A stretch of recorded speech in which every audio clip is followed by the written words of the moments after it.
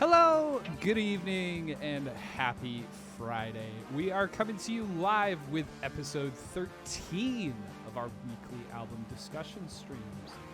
The episode number alone probably tells you all you need to know about how tonight's going to go. I'm Matt, and tonight I'm joined by Cam. How's it going? We've got Brad here with us too. Oh, flying star, I see. Am I that far behind again? Much less latency there. But hey, regardless, we are Ballpark Music together. Every week we pick an album that came out on a Friday, give ourselves a week with it, and come back together, all three of us, on a stream for an in-depth discussion. No scoring, no taste making, because music is not sports. If you like what you see, give us a follow on the socials, and we will let you know when we're going live. I mean, I was gonna ask right here, whether you guys are superstitious, right? Because I really don't know that about either of you, and I feel like episode 13 is probably a good place to ask that question.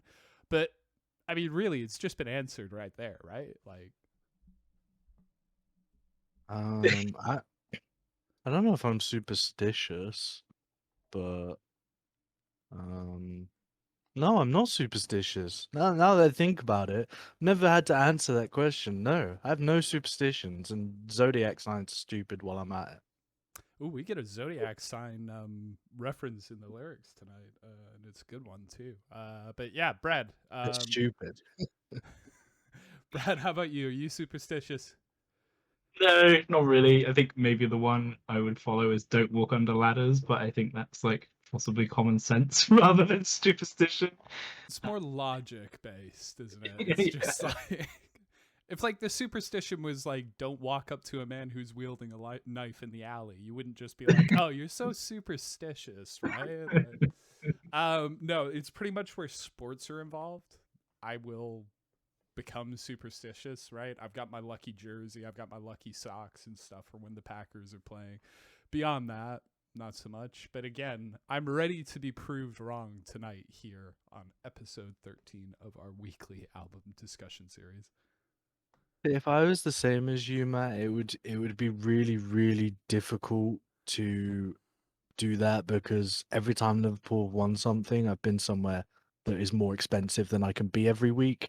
So like when I watched them win the Champions League, I was in Barcelona at a festival, and if I had to do that every week, I just couldn't do it. So I can't keep up with superstitions.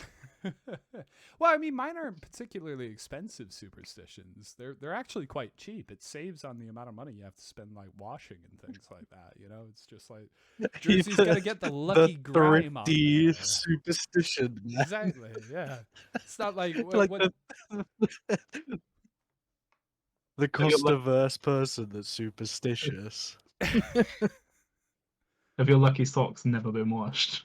No. The socks do get washed every week. It's the jersey, if they're on a win streak, doesn't get washed. And I will say the main difference with American football and why it's a little easier to be superstitious around it is that, you know, you're playing 16 games in a regular season plus another 4 if you make it to the Super Bowl.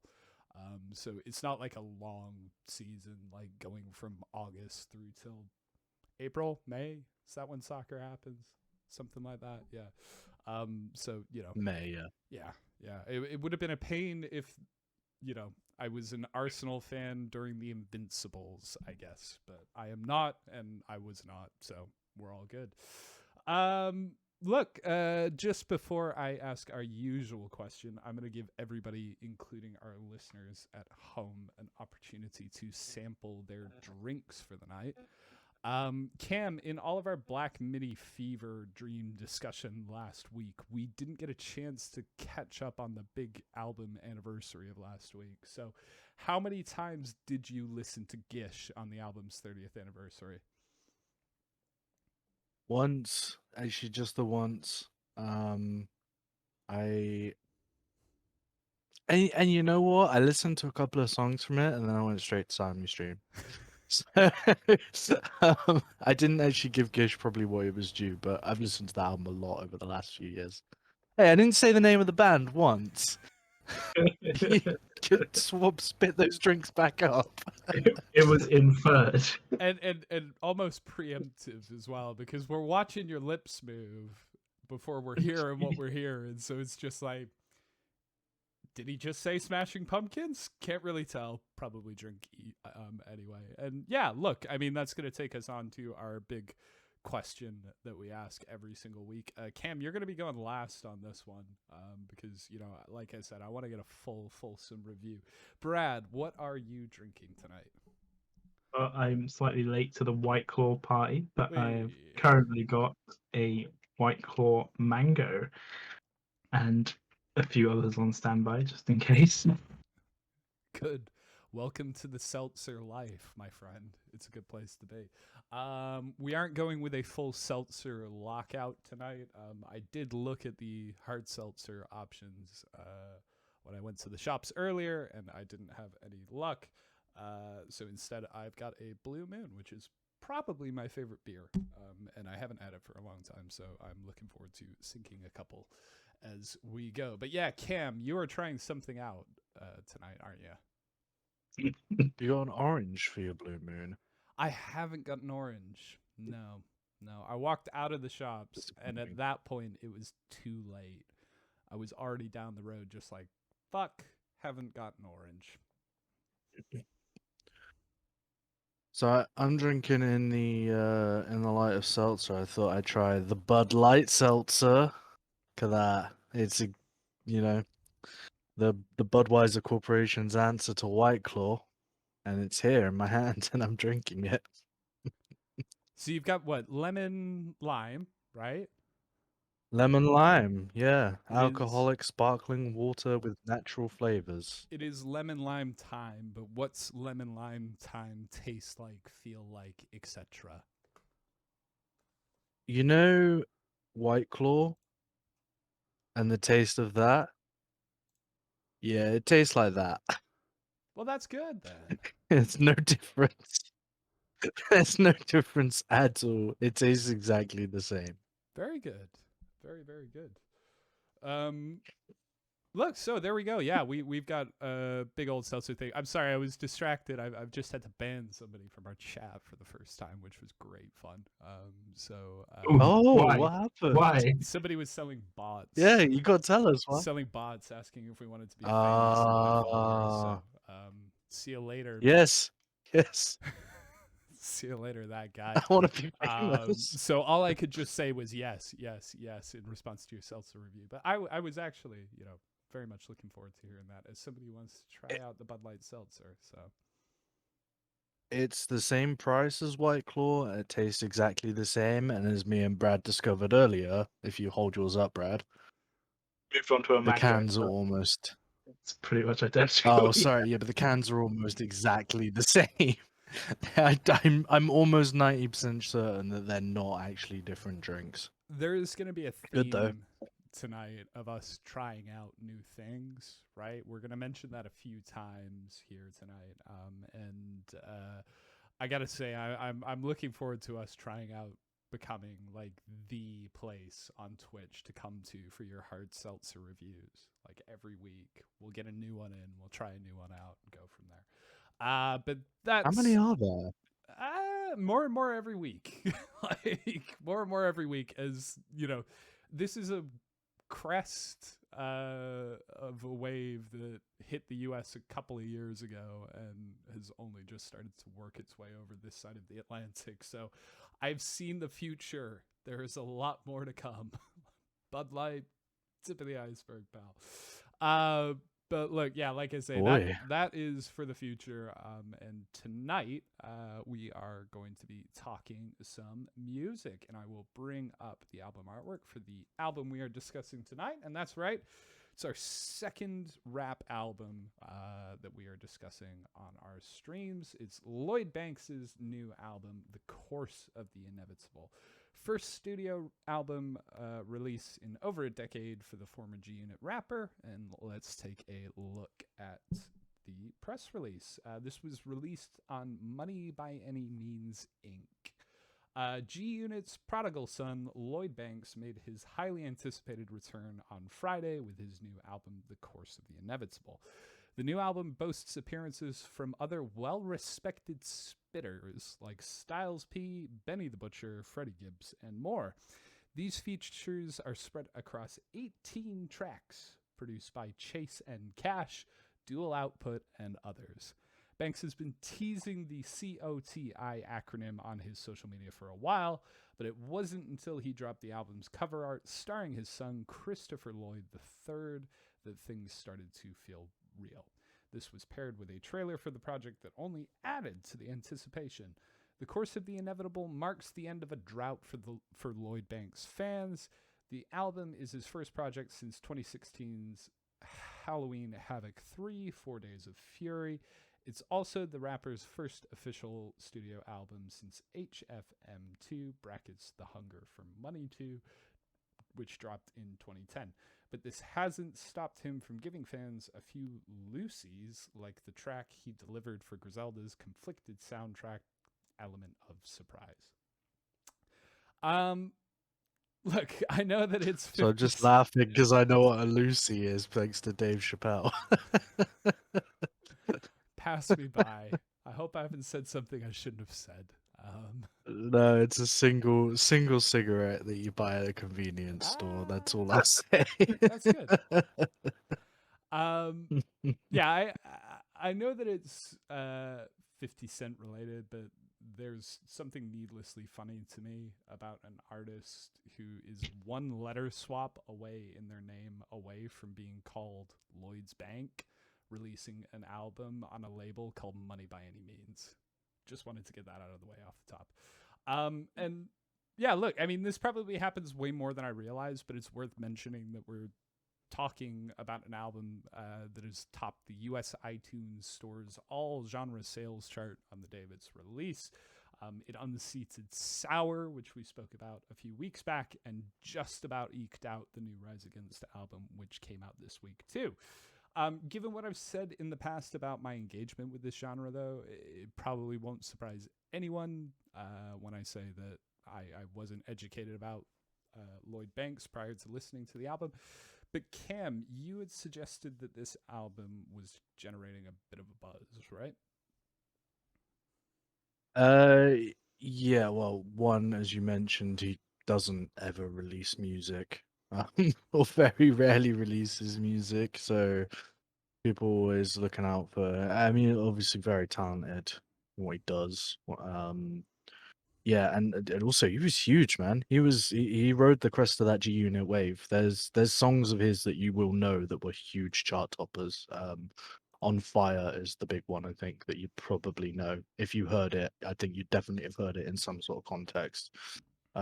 Huge dude, and I was quite surprised to see he still has like a big following, like over 1 million followers on Twitter, etc. So, yeah, still a pretty big name.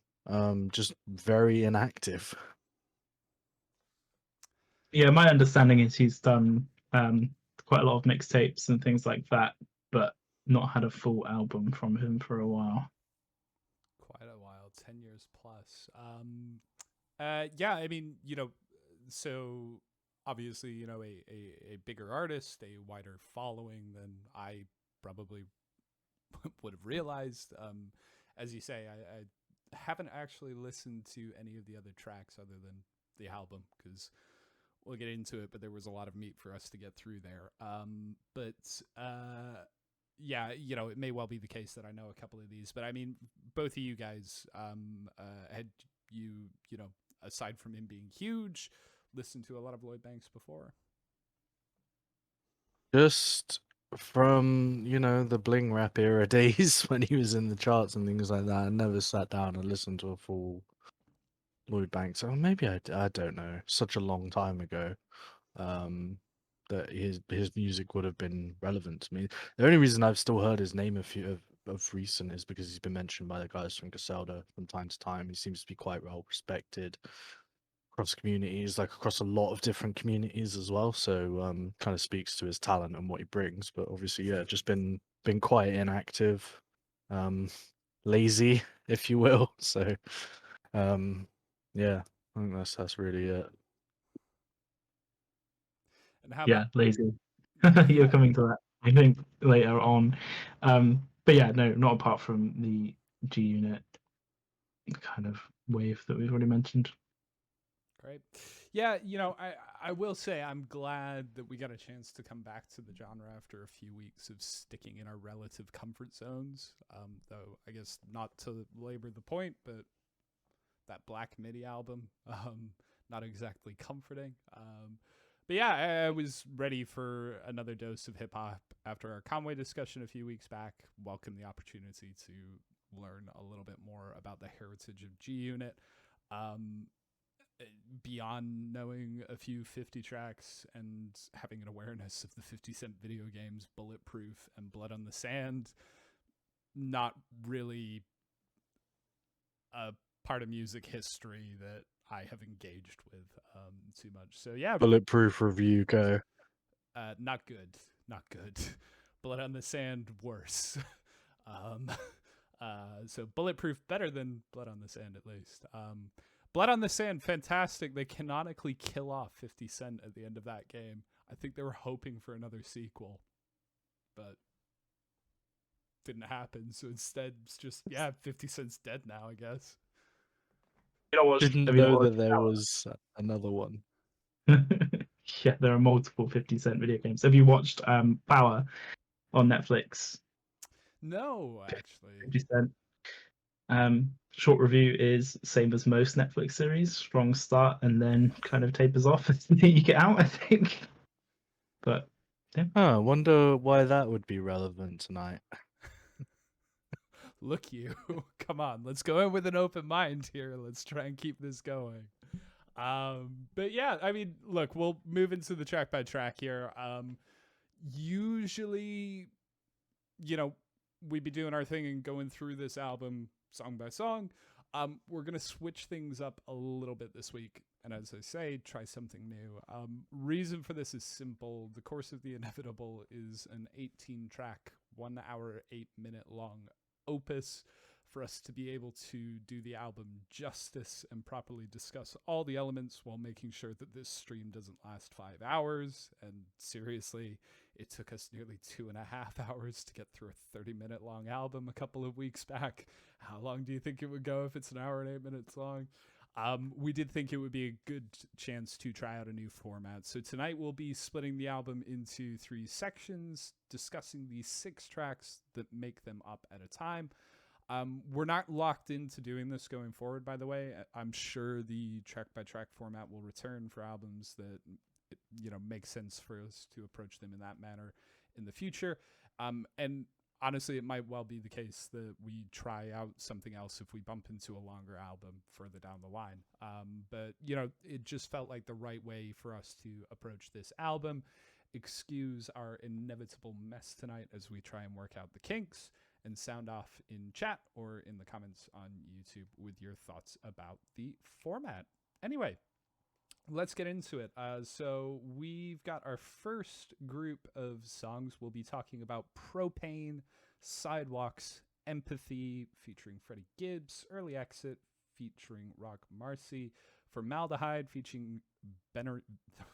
Ooh, those letters all started getting away from me there. Formaldehyde featuring Benny the Butcher and Death by Design. Cam, save me from a word salad here. Do you want to kick us off? And I think actually probably a good way of starting us off here is if you can try and describe Banks's delivery and style, maybe. Ooh, that's a big can of worms. He's a very, very talented lyricist, and kind of switches up. He's got quite a relaxed, lazy style at times. He's got a very kind of Matt trying to read the intro to this thing, word jumble at others, where it will come out very quickly, very rapidly. And you won't always be able to understand every word. But he does this really cool thing I noticed a lot when I was listening to the first couple of these tracks. So which one did I notice on specifically?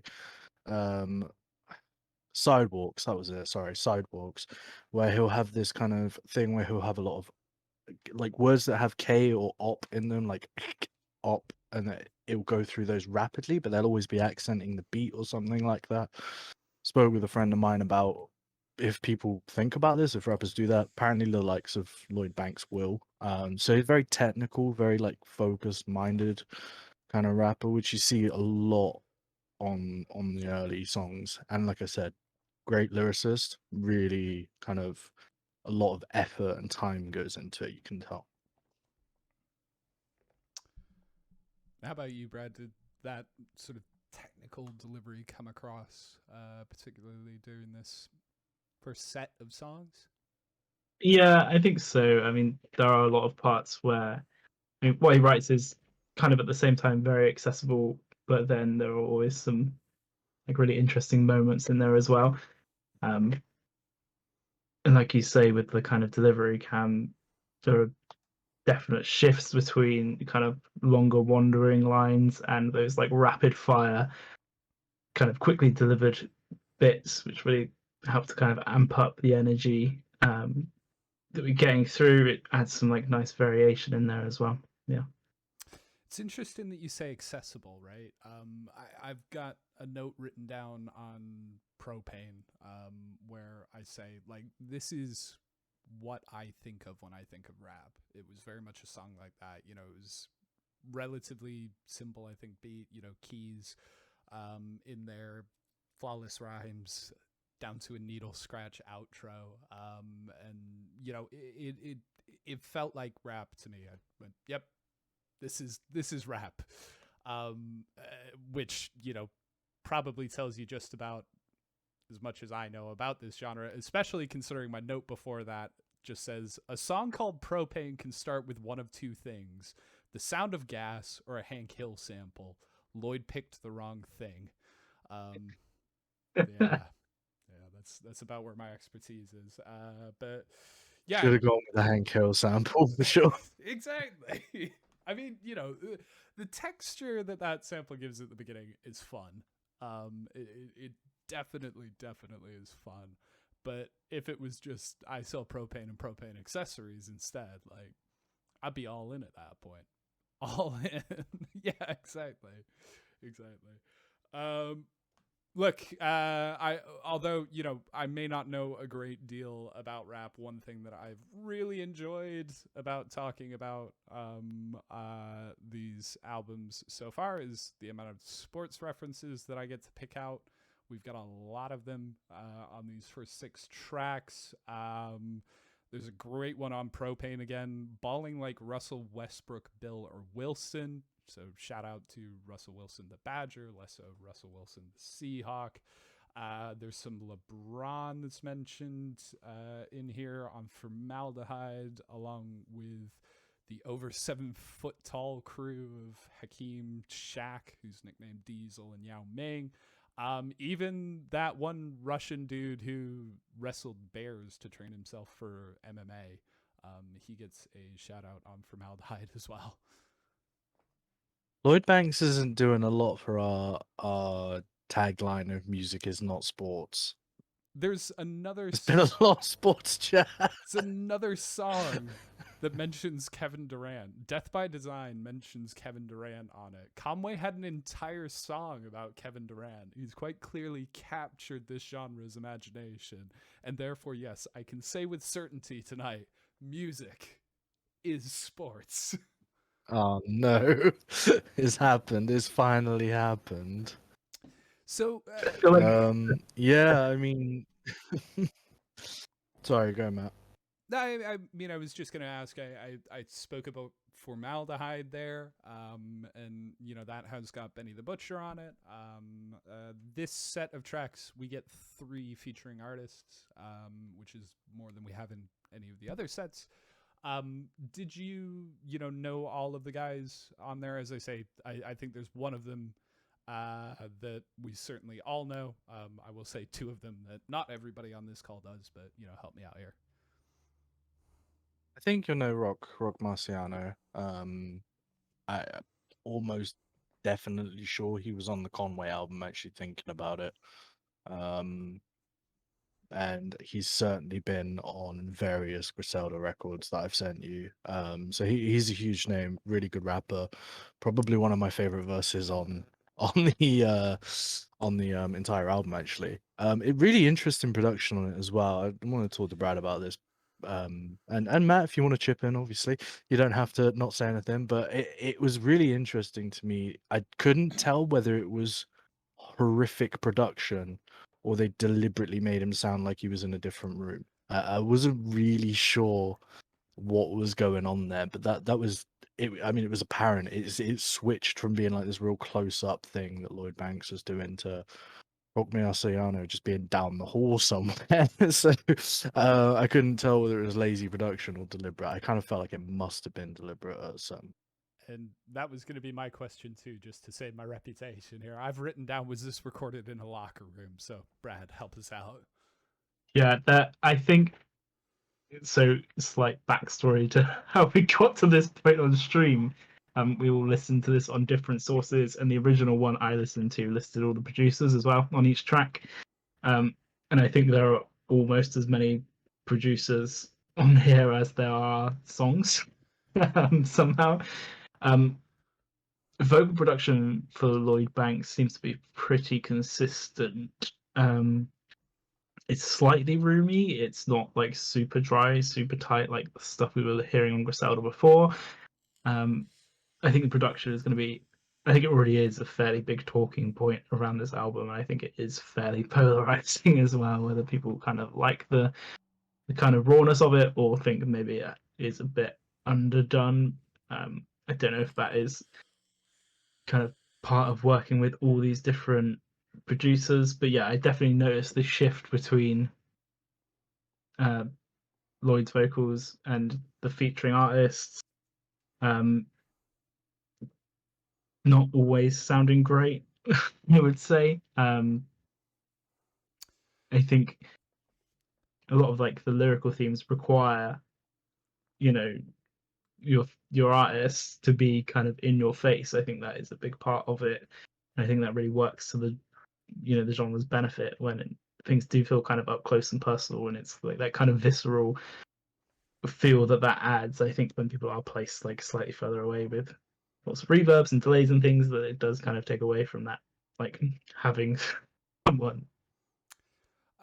It was the lack of consistency that really threw me, actually. It wasn't just so much that it, like, obviously, if that had been all the way throughout and Banks's vocals had that as well, it might have been like, okay, we're doing an effect here.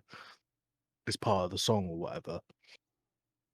But the fact that there was such a stark contrast between the two really, really felt weird to me. And it felt like lazy production. The more I think about it. So I don't know if it's sorry. No, just wanted to chime in and say, Dreadlocks 777, thanks so much for joining us in chat again tonight. Rock Marcy sounded like he recorded in a bathroom, so agreed with us there. Yeah, it's not just us. But yeah, I think it's an interesting. I mean, obviously you don't want to try and make all your featuring artists sound exactly the same because it takes away from the character and who they are and like their delivery. So it is nice to have some differentiation there. But yeah, I think maybe a bit to the extreme on that one, particularly for me. Had anybody noticed? I think Rock Marciano's got... Sorry, Matt. I was just gonna say, I think Rock Marciano's got a distinct enough voice for that to not really be an issue, though. You know what I mean? I think if you're selecting your features well enough, which you have to in this genre, you know, it's not. You have to think about this thing carefully. You have to make sure that you're not just putting two guys that sound exactly the same. And that's why Conway and West Side Gun work so well together, because they're completely different and they complement each other in style. I think Rock Marciano is a great choice for a feature for a guy like Lloyd Banks because he sounds completely different. But to make them sound that inconsistent and, like Dreadlock said, like he was recording in his bathroom, weird choice. It's kind of not helping the lazy accusations, you know. Well, look, I wonder, had anybody seen when this album was recorded by any chance? I'm not sure if anybody had caught that in anything beforehand. No, that was my No, because it only got announced, didn't it? Like a week before. So, we may start to bump into this with, featuring artists within all genres, really. Going forward now, we will have gone through a year where, in most cases, people won't have been able to just fly somebody in, get them in the studio, exact same set up, and be able to slot that in, depending on what level probably of artist you're talking about here. I think the superstars probably were just flying in and out of LA all of last year anyway. And can probably afford a producer that's going to be able to replicate that sound as closely as possible, even if they haven't got, to an ear like mine, even if they're not dealing with the same equipment, home studios and things like that. So I wonder whether there might be an element of that. As I say, the Rock Marcy verse definitely stands out a lot more. I didn't catch so much on some of the other ones. I will say that, but this one really, really stood out. And Dreadlock says, I'm pretty sure it was recorded recently, but with rap, it's never been unusual for the feature artists to record it in different places and just email the verse over. It's what it sounded like to me on this one, right? He did one take and then just emailed it over and was like, yeah, that'll do. And I don't buy that it's going to be a problem going forward either, because if you think about the first album that we all knew about that was recorded in lockdown, it's Taylor Swift's Folklore. You think about the biggest song off of that, it was the Bon Iver Exile song, and those are some of the best vocal performances I've ever heard on tape. They were recorded at home, they were recorded separately from each other. So I don't see that being such a big problem. I just think it was a case of like Dreadlock said, you just sent in one take and they went, yeah, that's good enough, we'll fix it in the mix or something like that. It just seems lazy, it just doesn't I think doesn't scream I wanted to put together more than a mixtape. I think it's a bit unfair to call it lazy because the verse in itself is obviously very well done. I think, like I said before, the vocals on this record, I think, are going to be, well, the vocal production on this record is going to be a bit polarizing anyway because it is different to that super dry and close up thing. So whether it was a deliberate choice to kind of push that back and like push it far away and have something extra to differentiate, I don't really think it's entirely fair to say it was like one take emailed and that would do. I think that's possibly a little bit harsh. Over exaggerating. Yeah, no, I see what you mean, Brad. But like at the same time, that's the way it sounds, And like one question I want to go into this asking is, what is the difference between an album and a mixtape? Because to me, if that was on a mixtape and I heard that, I'd be like, okay, fair enough, no questions. What's the problem there? Nothing, because the mixtape is just showcase of talent, right? Whereas an album is a body of work, a story, whatever. It's a different thing. And on a mixtape, that kind of thing is fine. But for me, on an album, it's not the levels. I don't think you can get away calling it an album if you've got things like that on there. And like you said, Brad, the rest of it is polarizing as well in a lot of places. A lot of the beats are polarizing. A lot of the vocal performances are polarizing. In terms of mixing and production, anyway. So what stood out in this set of tracks in terms of, could you guys point to a set of beats on any of these tracks that, maybe was polarizing, or even for you, what did you like in this set of 6? What did you not like in this set of 6? And I split it. It was really interesting because I didn't split it this way until after we decided to split it this way. But the beats on this album kind of feel like they're split into 3. Like Lloyd Banks didn't know who he wanted to please.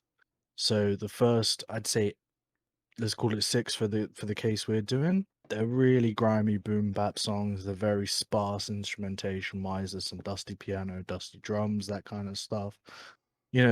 Immediately obvious from the first 2 tracks, that's going to be the template. There's some little sparing use of like pads and things like that, but they're very monotonous, very repetitive, and it's all about giving the space to the vocal, etc.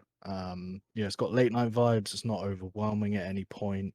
It's always repetitive, and it just leaves those vocals to be the focus, and it does that job perfectly. It's Griselda, it's the kind of thing that they've brought in recently. And Lloyd feels at home doing that, no doubt. And that's what the first kind of portion of this album is. It's not anything I haven't heard before, but I liked it. I thought he did a good job with it. Yeah, I think this the first six do kind of settle into a vibe and kind of stick to it. The standout is obviously Formaldehyde. It's the most Griselda sounding one, which I'm instantly kind of drawn to. But you've got like Propane is a good starter. You've got that like really deep, really aggressive kind of piano sound coming through. It also kind of shows some good hook writing in here. Like there are some really good hooky parts, stuff that's almost chorus like. I think that does develop throughout the album as well. But yeah, Formaldehyde I think definitely stands out for me. Even the first line, every song is a homicide. My breath of fresh air is formaldehyde. Like the first line, and you're already like hooked on it. We got some other like cool features coming through. Death by Design. You've got some nice like soulful backing vocals coming through on that one as well. It does kind of feel Griselda-esque, possibly slightly more mixtape-ish, like you've already said. But yeah, Formaldehyde definitely a standout here. For sure, for sure. A lot of fanfare, as you've said in that song. It was one that I was looking forward to when I looked down the track list, because it was like, hey, look, I recognize that Griselda. I like Griselda. That's great. And it does sound, again, from my limited knowledge of Griselda, very Griselda-esque. I wrote down a couple of times in my notes, just like I fully expected to hear like their tag on that song, and like every time I listened to it, I was just like, I'm sure it was on here. Did I not hear that? Anyway, There is Said it a couple of times, didn't it? there is a Griselda shout out in so there. it does say it, Yeah. but it was more the just a little tag that they got announced themselves that appears in a few places that like my brain had implanted on that. But yeah, Benny the Butcher does say Griselda in his verse, which is a great verse. And Dreadlocks points out as well, as bad as the mix on Rock's verse was, let's not brush over the fact that the verse itself was amazing. And we kind of moved away a little bit from the featuring chat a little bit there, but I think it is worth pointing out that I think they really do complement quite nicely, production aside, the delivery here. Like Freddie Gibbs on Empathy, he acts as a really good hype man on that song, right? Just starts sneaking in the chorus, and then that violent verse pops you in the face. Style absolutely suits it, and yeah, it works really, really well, complements the song perfectly. How did you guys feel overall about that element? As far as features went, this is definitely the strongest run of the album with the features wise. It's got the most famous features on it, aside from anything else. Like Dreadlock said, Rogue's verse is cold. It's so good. And if it was recorded better, I think I would have loved it. It's got some great one-liners in there. I'm not going to quote it off the top of my head because I can't remember exactly what it is, but there was something about a hot dog that always stood out to me every time I heard it. Yeah, really, really great verse. And I actually think that one's got a really great hook as well. You're both looking up the hot dog line now, I can see. I'm just remembering It's got a really great verse. Sorry. It's got a really great hook as well, I think. It's really catchy, it goes along nicely with the beat, etc. So, yeah, I think the features are solid in this point in the album. Like I said earlier, features for me got to be complementary to the original artist. You've got to pick guys that work well, and each one does a different thing, but does it well with Lloyd Banks. Would Conway have worked well with Lloyd Banks? I don't really think so, because I feel like they're quite similar in a lot of ways, but the ones that they've picked probably work for me quite well. So just two things I want to kind of pick up on out of that, and it's the first is, like I said about that Rock Marcy feature, you kind of have to separate production wise like a mixed decision from a like recording. You can look at production as mixing and the effects that you might put on things. Whether the reverb and the space was something that was added later, I'm not entirely sure. But production wise, like the take itself is flawless, and that is difficult enough to do anyway. So I think it is important to kind of separate those aspects out, whether something was added in the mix or not, what the original take was like, and how much work it would have taken to get that out in the first place. The other thing has completely now escaped me. What I was going to say, so I'll pass it back to Matt for now. I will swiftly pass it back over to Dreadlocks, who has chimed in chat to help us out on that hot dog line. Bad bitch looking at me like a chili dog. So good. So good. That's what I mean. It's like it's very compelling as a verse, but then every now and then you'll hear like a one-liner like that will just stick out to you. Like, how the hell do you throw that into like what is quite a serious verse? Rock Marciano definitely worth checking out, by the way, if you're not familiar with his work. Really, really cool guy. Does some great stuff, and he's done a lot of stuff with Casado as well. I'm sure you would have heard songs with him on. So I've managed to remember the other thing that I was going to say about Lloyd Banks, which was he's from this album to me doesn't sound like he's massively one for lots of overdubs. There are certain artists that overdub all their own stuff all the time. I found that there wasn't a huge amount of that going on, so that does lend itself quite nicely for these featured artists to come in and kind of do some ad libs and overdubs and stuff and like blend in with the track really well. I don't know if that's maybe a part of being G Unit, like you're not the solo artist all the time. So I wonder if that's having an influence again here. I think it would be really hard for him to ad lib his stuff with his delivery style, to be honest with you. There's probably sections he could, obviously, but some of it's so like rapid, like almost alphabet aerobics kind of style, kind of delivery that you just like. I don't think there's any way he can hit the same take twice, and have it spot on without some seriously heavy editing or 1,000 takes or whatever. So I think it's probably more to do with that than anything. 'Cause I don't really associate him with G Unit anymore. He's not really been a member for a long time. Like obviously in the like kind of halcyon days of of G Unit, he was kind of obviously a big part of it then, but hasn't been for a while now. So look, we're just about hitting the point where we should wrap up on these 6 tracks. I will say, Cam, you mentioned about some of these one-liners, just how at points you can hear something that's maybe not as serious as what's around it. I really enjoyed those moments, and there's a lot of them on these first 6 tracks. On the opening track, you get Nothing About Me animated. I only use the cash emojis. Like, that's fantastic.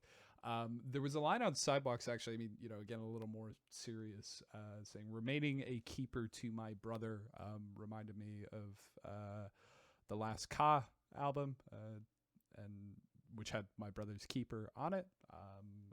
Not a unique set of words, but nevertheless, within this context, definitely drew me that way.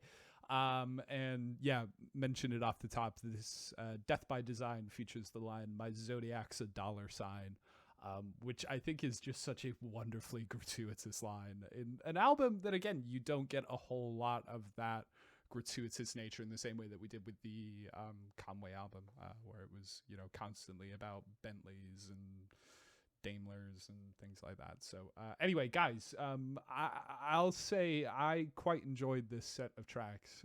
Probably we're putting cards on the table a little early here, but this was the strongest stretch of the album for me. Formaldehyde, one of my favorite songs in this album. How did you guys feel about it? Just very briefly for us.